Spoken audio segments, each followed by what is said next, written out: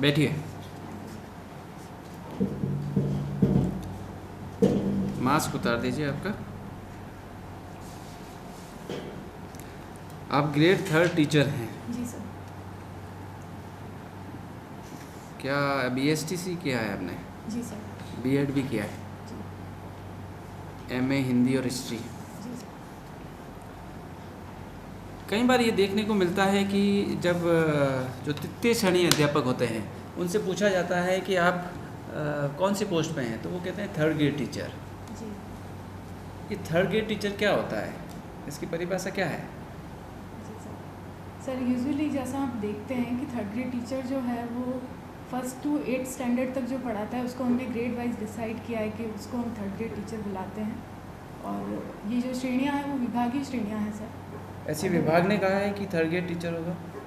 Sir मैं तो इसको इस तरह से समझता हूँ कि जो क्वालिटी है उसका एक मेजरमेंट यूनिट है कि जो अच्छा पढ़ाता है वो ग्रेड 1st, जो बुरा पढ़ाता है वो 2nd, और जो वर्स है वो 3rd ग्रेड। सर ये सोचने का हो सकता है, ऐसा हम सोच सकते हैं। जो इस प्रोफेशन में नहीं है वो ऐसा सोच सकता है सर, लेकिन जो है उसे पता है कि जो सबसे ज़्यादा मेहनत है वो शायद 3rd ग्रेड में है। उसके बाद शायद मेहनत का वो लेवल उतना नहीं रहेगा जितना मेहनत हम 3rd ग्रेड में करते हैं, उतना नहीं रहेगा सर। आपने BSTC भी किया है और B.Ed भी किया है। जी सर। क्या मूलभूत अंतर हैं दोनों में?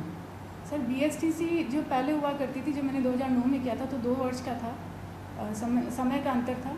B.Ed तब 9 महीने की होती थी सर। उसके 9 बाद महीने की होती थी? जी सर, 9 महीने ही होते थे सर। उसके बाद अभी दोनों ही सेम हैं, 2 वर्ष के होते हैं। उसमें जो हमें सिखाया जाता है वो 1st to 5th आपको स्कूल कैसे चलाना है, बच्चों के साथ क्या इंटरेक्शंस रहेंगे, क्या स्किल्स आप यूज़ में लेंगे, बेसिकली उस पर फोकस होता है। जबकि जब B.Ed करते हैं तो हमें ये सिखाया जाता है कि जब बड़े बच्चे आपके सामने होंगे तो सब्जेक्ट वाइज भी और साइकोलॉजी वाइज आप क्या चेंजेस खुद में लाएंगे और कैसे बच्चों से डील करेंगे। तो दोनों में जो इसको स्टूडेंट टीचर का रेशियो है उसमें कुछ अंतर है? सर रेशियो RTE के थ्रू चेंजेस हैं। जो फिक्स रेशियो है वो किया हुआ है, 40 बच्चों पर एक अध्यापक रहता है। और वरिष्ठ का सर मुझे ध्यान में नहीं है, सॉरी सर। अभी कौन सी स्कूल में हैं आप पोस्टेड? सर अभी मैंने 8-10 दिन पहले sir government senior secondary school में ज्वाइन किया है, 1st ग्रेड लेक्चरर में। अच्छा, आप लेक्चरर हो गए हैं? जी सर। तो अभी आप ग्रेड 3rd से ग्रेड 1st हो गए। जी सर। एक टीचर और एक लेक्चरर में क्या अंतर होता है? बेसिक बात बताइए मुझे। जी सर। सर टीचर ये खाली शब्द का अंतर है सर, ज़्यादा अंतर नहीं है। टीचर जो है उसका काम टीचिंग से रिलेटेड हम मानते हैं, 1st ग्रेड लेक्चरर भी वही काम करता है सर, पर वहाँ पर लेक्चर मेथड्स हम ज़्यादा यूज़ में लेते हैं, इसलिए शायद हमने ये टर्म लेक्चरर यूज़ में लिया है सर। अदरवाइज़ कोई मेथड्स एंड टेक्निक्स को लेकर कोई इशू नहीं, कोई चेंजेस, कोई डिफरेंस नहीं है? बिल्कुल बड़े चेंजेस कुछ भी नहीं होते सर। खाली बच्चों को लेकर हमारी एक साइकोलॉजी है कि वहाँ छोटे बच्चे हैं और वहाँ पर बड़े बच्चे हैं, तो लेक्चर मेथड से जनरली काम हो जाता है, ऐसा माना जाता है सर। तो आपको ये शिक्षा विभाग रास नहीं आ रहा है अभी? नहीं सर, ये बहुत अच्छा विभाग है, ऐसा नहीं है कि रास नहीं आ रहा, ऐसी कोई दिक्कत नहीं है सर। फिर यहाँ आना क्यों चाह रहे हैं आप? सर इसके 2-3 रीज़न हैं सर, कोई एक रीज़न नहीं है कि यहाँ क्यों आना चाह रहे हैं सर। पहला रीज़न तो ये है कि जब हम 10th के बाद सब्जेक्ट चूज़ करते हैं तो यूजुअली जो परिवेश है हमारा, वहाँ साइंस फैकल्टी थे ही नहीं, तो एक ही हमारे पास ऑप्शन बचा था कि आर्ट्स ले लेना है। और उसमें जब हायर के बारे में सोचते थे तो 1-2 नाम सुने थे सर, SDM सुना था, IAS सुना था, तो उसको लेकर एक आकर्षण हो गया। सेकेंडरी सर, जब इस जॉब के बारे में सोचा तो इसका नेचर काफ़ी मिलता जुलता लगा अपनी पर्सनैलिटी से, तो सोचा कि इसको बढ़ना चाहिए। और उसके बाद सर फाइनेंशियली एक सेटअप चाहिए था, फैमिली को भी खुद को भी, इसलिए टीचिंग जॉब चूज़ किया। अभी 1st ग्रेड में क्या सब्जेक्ट है आपका? सर हिंदी है। हिंदी है। जी सर। ठीक है। और कब हुआ आपका इसमें ग्रेड 3rd में कब बने आप? सर 2015 से। 15 से ग्रेड 3rd में? जी सर। फिर भी आपने 1st ग्रेड यूज किया। जी सर। ग्रेजुएशन में क्या क्या विषय रहे आपके? सर मेरा इंग्लिश लिटरेचर था, हिंदी लिटरेचर था और हिस्ट्री था। संस्कृत? हिस्ट्री। जी सर। ठीक है। अच्छा, अभी नई जो एजुकेशन पॉलिसी आई है, क्योंकि आप शिक्षा से जुड़े हुए हैं और जो कॉन्फिडेंस आपका दिखा रहा है हमें, क्योंकि आपने बहुत ही तन्मयता से अपने तृतीय श्रेणी जो शिक्षिका रही आप, बहुत तन्मयता से आपने वहाँ पे कार्य किया है, ऐसा हमें महसूस हो रहा है। जी सर। तो जो नई एजुकेशन पॉलिसी आई है उसमें आप क्या आपको अच्छा लग रहा है कि ये जो आया है ये बड़ा अच्छा है? जी सर। सर इसमें 2-3 चीज़ें मुझे बहुत अच्छी लगी हैं। इसमें पहली चीज़ जो है, हमने सब्जेक्ट का डिवाइडेशन जो है, सब्जेक्ट लेने की जो स्ट्रीम्स हैं उसको हमने बहुत फ्लेक्सिबल कर दिया है सर। तो अगर कोई इन केस अगर किसी बच्चे को ये दिक्कत आती है कि उसे आर्ट्स के सब्जेक्ट भी अच्छे लगते हैं और साथ में उसे मैथ्स भी अच्छा लग रहा है, तो वो उसको एक वहाँ पर बेनिफिट हो जाता है कि वो हर अप्रोच अपनी ले सकता है। दूसरा सर, जो सबसे अच्छी बात है वो इसकी ऐसा माना जा रहा है कि जीडीपी का हम 6% खर्च करेंगे। हालांकि फुलफ़िल होने में अभी इसमें समस्याएं आ सकती है, लेकिन ये जो एक अप्रोच हम पुराने लगा कर आए हैं, इस बार लगता है कि ये फुलफ़िल हो सकेगी सर। और तीसरा जो सबसे अच्छा पॉइंट मुझे इसका लगा है सर, टेक्नोलॉजी का जो हमने कोरोना के बाद यूज़ किया है उसे पूरा इम्प्लीमेंट करने का एक मेथड इसमें बताया गया है सर। ठीक है। और ये मल्टीपल एंट्री और मल्टीपल एग्जिट ये क्या है? Sorry sir. मल्टीपल एंट्री जी। एंड मल्टीपल एग्जिट, ये इसमें एक प्रावधान है, किस जी प्रकार सर। से रहेगा? सर मल्टीपल एंट्री जहाँ तक मेरे को समझ में आ रहा है सर, ये वो है जो हम सब्जेक्ट स्ट्रीम की बात कर रहे थे कि आप कोई से भी सब्जेक्ट्स ले सकते हैं। और एग्जिट का मतलब सर शायद सर्टिफिकेटेशन से है कि आपने अगर बीच में कोई कोर्स छोड़ दिया है तो उसके बाद भी आपको कोई सर्टिफिकेट मिल जाएगा। इस तरीके का ABC ग्रेड में सर्टिफिकेट्स बांटे गए हैं सर। ABC ग्रेड में? जी सर। अभी एक नया कॉन्सेप्ट उभर करके आया है बड़े शहरों में जी। कि जो घरेलू पोल्यूशन है, जी सर। डोमेस्टिक जो पोल्यूशन है वो बहुत बढ़ रहा है। जी सर। तो क्या कॉन्सेप्ट है ये डोमेस्टिक पोल्यूशन का? जी सर, डोमेस्टिक पॉल्यूशन में अगर हम भौतिकता की तरफ देखें तो जो कचरा हम घर में कर रहे हैं, पहला पॉल्यूशन तो वही है। और अगर हम इथिकल वैल्यूज़ में देखें तो घरेलू हिंसा जो है वो भी as a part of pollution ही हुआ सर। हिंसा अलग विषय है, जी सर। केवल आप तो इतना घरेलू प्रदूषण मान के चले, जी सर। उस विषय उस कॉन्सेप्ट में आप इसको समझाएं। सर घर परिवार में जो गीला और सूखा कचरा का जो कंसेप्ट है हमारा, जो गीला कचरा और सूखा कचरा जो हम अलग अलग नहीं रखते हैं, एक साथ रखते हैं, या प्लास्टिक जो है उसको लेकर जो घर परिवार में जनरल पॉल्यूशन वाली चीज़ें होती है उसे घरेलू पॉल्यूशन में रखा गया है सर। ठीक है। अच्छा, अभी आप टीचिंग में हैं, जी जी मैम। तो सबसे पहले तो यही बता दीजिए टीचिंग का आपका जो भी करंट प्रोफेशन है टीचिंग, इसका आप सिविल सर्विसेज में कहाँ और कैसे उपयोग लेंगे? जी सर, क्योंकि अभी से हमारी विचारधारा बन गई है जब उस सर्विसेज में जाने की, तो स्वाभाविक है जो हमारे साथ अभी है वर्तमान में उसका हम कहीं ना कहीं उपयोग बढ़ाना चाहते हैं, जी इसीलिए उसमें जाना चाहते हैं। तो ऐसा आपको कहाँ लगता है या करंट प्रोफेशन से इंस्पायर होकर कि आप सिविल सर्विसेज में इसका उपयोग ले सकते हैं? जी मैम, ऐसी बहुत सारी चीज़ें हैं। मुझे अगर मैं इन शॉर्ट बताना चाहूँ तो मुझे ऐसा लगता है कि एक टीचर जो है वो एक लघु प्रशासक के रूप में काम कर सकता है और करता भी है। जो मैनेजमेंट है वो स्कूल मैनेजमेंट करता है और यहाँ पर दायरा बड़ा हो जाएगा सर।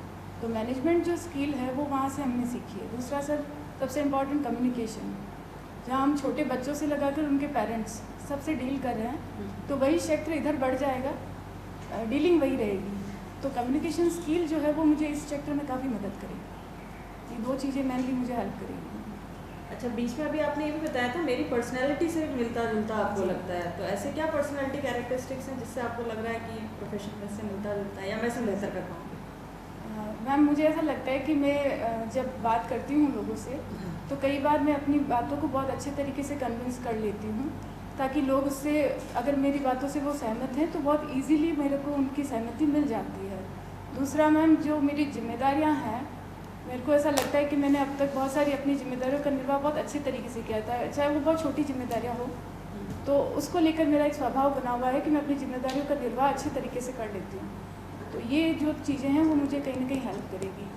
अच्छा, अभी जो प्रोफेशन है उसमें आपके पास टाइम भी रहता है और अपना जो है वर्क लाइफ बैलेंस कर सकती हैं दोनों तरफ, चाहे वो घर में हो चाहे बाहर में। इस सिविल सर्विस में प्रशासनिक सेवा में आते समय हो सकता है कि वो समय आप नया निकाल पाएँ, या किस तरीके से अपनी आने वाली स्थिति को मैनेज कर पाएंगे आप? मुझे लगता है कि जो अब तक मैंने मैनेज किया है वहाँ से ज़रूर कुछ और कुछ सीखा है। इसके अलावा मैंने अपने घर परिवार में अपने सीनियर्स ऐसे कई लोगों को देखा है जो बीइंग अ वुमन बहुत अच्छे काम करती है, और बहुत दूर नहीं अगर मैं जाऊँ तो मैंने अपनी मदर को देखा है जिन्होंने अपनी फैमिली को और बहुत सारी चीज़ों को बहुत अच्छे तरीके से मैनेज किया है, चाहे वो बाहर का काम है, घर का काम है, या वित्तीय डिसीजन भी अगर कोई फैमिली में लेने हैं उससे रिगार्डिंग है। इसके साथ अपनी हेल्थ फैक्टर को लेकर वो अभी काम कर रही है, तो मैं उनको देखकर मुझे लगता है कि जब वो कर लेती हैं, नहीं हो टाइम लिमिटेशन का भी इसमें, क्योंकि कभी भी शाम को रात को कोई भी ऐसी समस्या आ जाती है तो आपको जाना पड़ सकता है देखने के लिए। हाँ, मुझे ऐसा लगता है कि प्रशासन में अगर हम हैं तो हमें जेंडर चीज़ को अवॉइड कर देना चाहिए, वो सबको जाना पड़ेगा। अगर वो कोई जेंट्स हैं तब भी हो जाएगा, अगर कोई वो लेडी है तब भी हो जाएगी। तो एज ए प्रशासक इसमें जेंडर का गैप इतना मैटर नहीं करेगा, क्योंकि मैंने ये अपनी इच्छा से ये जॉब चुना है, तो मैं चाहूँगी कि मैं अपना 100% जैसे भी मेरी जिम्मेदारियाँ हों मैं पूरी कर सकूँ। आप देवगढ़ से बिलोंग करती हैं। जी देवगढ़ में एक ऐसा व्यक्तित्व भी है, कोई नाम आपकी जानकारी में, जो आपके दोनों रुचियों को पसंद करने वाली हो, जो हिंदी से भी जुड़ी हुई थी और राज परिवार से भी जुड़ी हुई थी और आपके जनप्रतिनिधि के रूप में भी रही है? लक्ष्मी कुमारी चुंडावत जी हैं। आपने कहा कि प्राथमिक शाला का जो टीचर होता है, जैसे सर ने बताया कि वो 3rd ग्रेड होता है और उसके बाद में फिर मिडिल से ऊपर जाने के बाद 2nd ग्रेड और फिर लेक्चरशिप हो जाती है। तो एक कॉलेज के लेक्चरर को अगर प्राइमरी स्कूल में पढ़ाने के लिए कह दिया जाए और वेतन श्रृंखला वही मिलेगी, तो क्या फ़र्क पड़ जाएगा? तो कहीं ऐसा तो नहीं है कि प्राइमरी स्कूल में पढ़ने वाला टीचर होता है वो ज्ञान के क्षेत्र में कम होता है, इससे 3rd ग्रेड करते हैं? ये तो आर्थिक मामला हुआ ना। ये 3rd ग्रेड और 2nd ग्रेड और लेक्चर ग्रेड जो है ये वित्तीय हो सकता है, ज्ञान का तो नहीं हो सकता, बिल्कुल सर। है ना? फिर हिंदी और हिस्ट्री दोनों में से पसंद का सब्जेक्ट कौन सा है?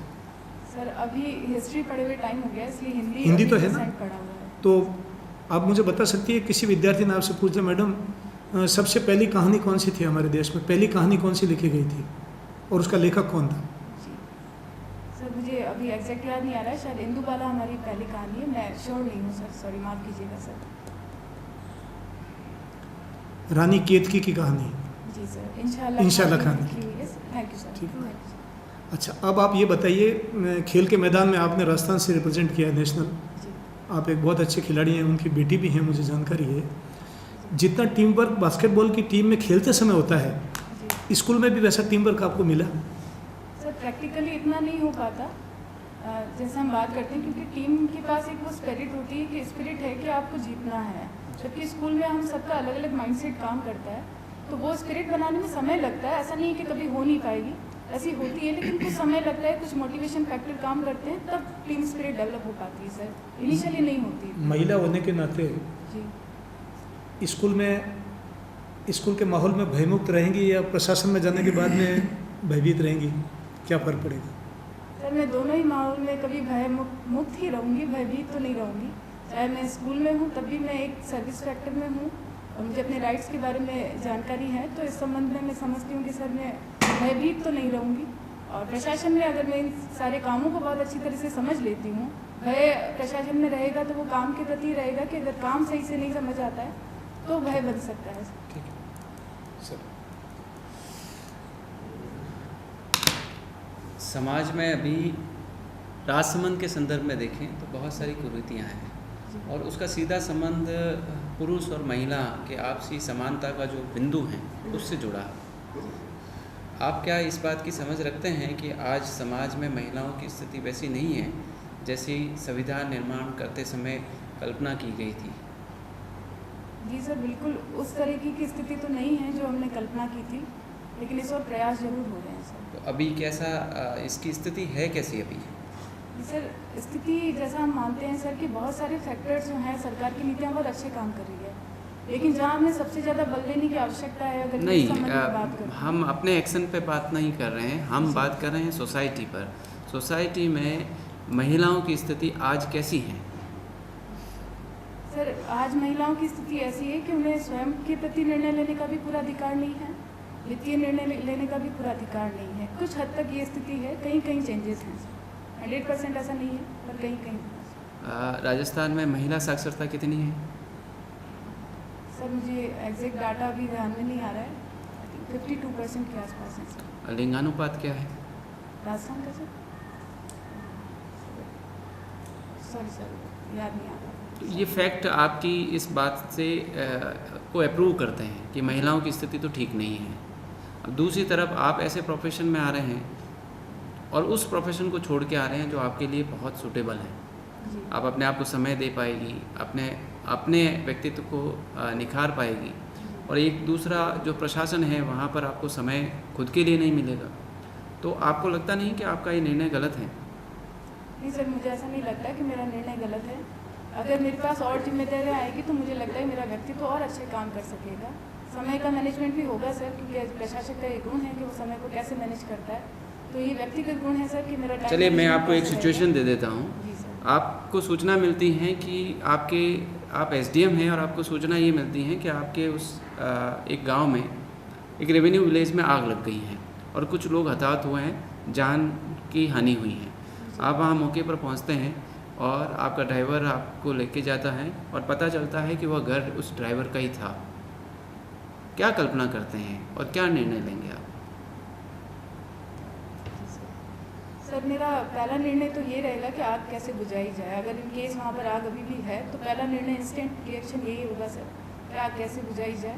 दूसरा ये होगा सर कि लॉन्ग टाइम में अगर मैं बाद में इस बारे में सोचती हूँ तो मुझे ये देखना होगा कि आग लगने के कारण क्या थे। अगर ये पर्सनलाइज किसी और का किया हुआ है तो मुझे उसकी नहीं, आपके सामने सीन क्या बन रहा है? आपके सामने सीन ये बन रहा है कि आपको ड्राइवर लेके गया है अपने ही घर के बाहर और उसी के घर के लोग उसमें जल गए।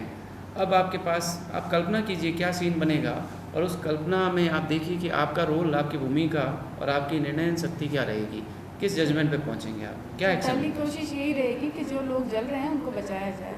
इसके अतिरिक्त उस समय और कुछ भी ध्यान में नहीं रहेगा। पहला जिस भी तरीके से बचाया जा सके उन्हीं को बचाना है।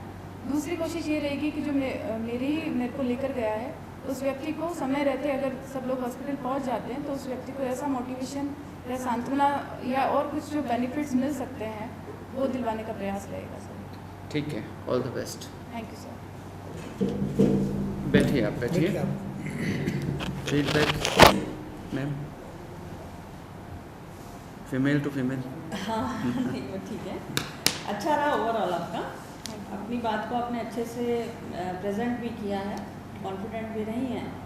और बस ये है कि कुछ प्रश्नों पे थोड़ा सा और जैसे सटीक उत्तर दे सकें, फैक्ट्स ध्यान में रखते हुए कुछ योजनाएं हैं या कुछ इस तरह की, तो अपने उत्तर को और अच्छा बना सकते हैं। बाकी ऐसे ठीक है।